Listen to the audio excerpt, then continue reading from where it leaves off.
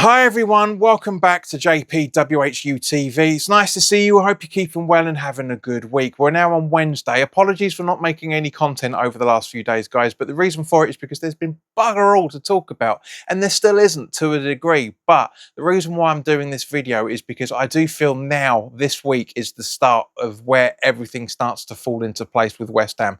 Because as we know, just having a recap of previous content, Niles Coppin was confirmed the other day. What was it? Sunday, I think it was. Monday, Rui Silva was confirmed as the director of recruitment. So I've already gone and done videos about those guys. So, you know, the club also confirmed that the backroom staff is now complete.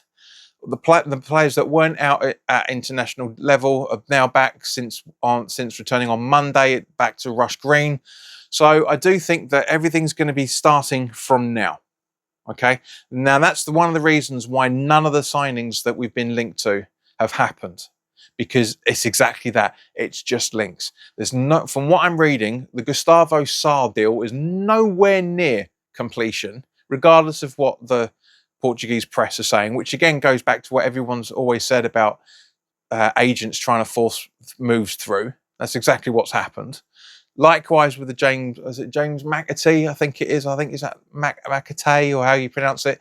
That apparently that's nowhere near close as well. So over the last couple of days, Nuno and Coppin to a certain lesser extent, and also De Silva would have all sat down together and had discussed plans in terms of how we're going to be moving forward, in terms of what players we need to be moving on, what players we need to be keeping, and what players we need to be signing.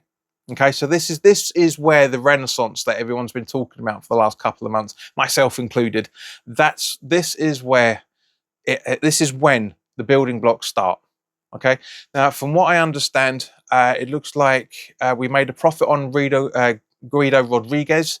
As you remember, he went out on loan. Apparently, there was articles floating around saying that his contract was terminated. I don't think that was the case. It certainly wasn't the case now we're looking at it, because apparently his loan move has been made permanent. So we're making a bit of profit on that. Obviously, we've made a bit of profit in relation to Fernandes, as much as it is. As I said, you know, he's gone to Spurs for 85 million.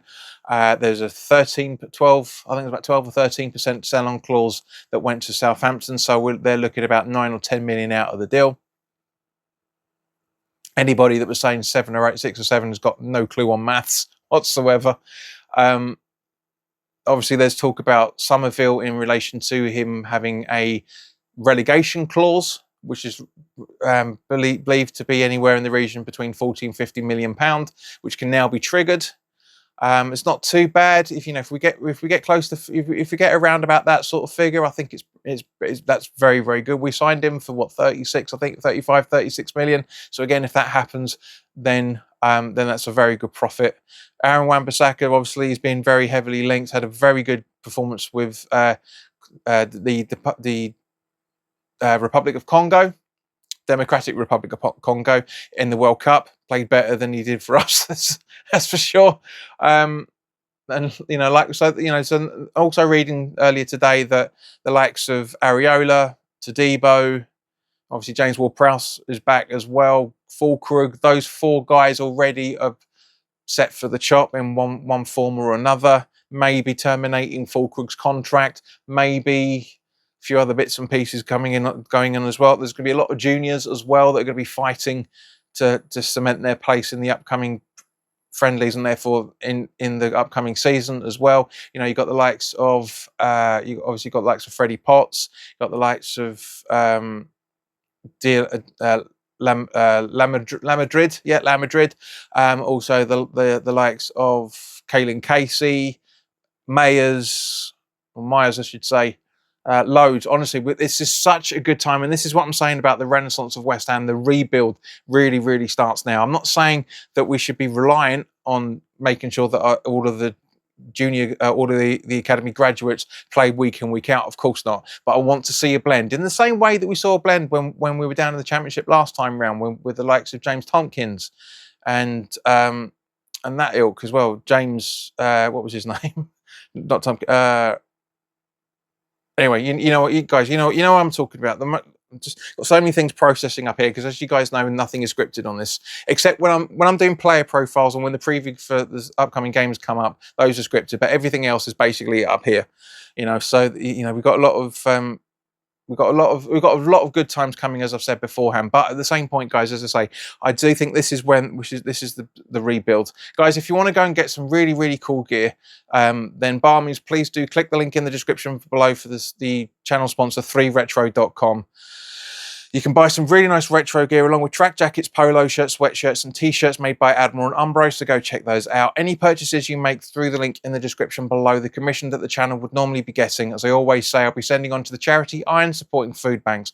They're based in the Newham area and they're helping those in the Newham area and the Essex County and further afield for that matter, as they're currently supporting a hell of a lot of food banks. So guys, go grab yourself a really nice retro shirt. You'll be saving yourself a few quid in comparison to the club shop, and you'll be helping those that are less fortunate than you and I.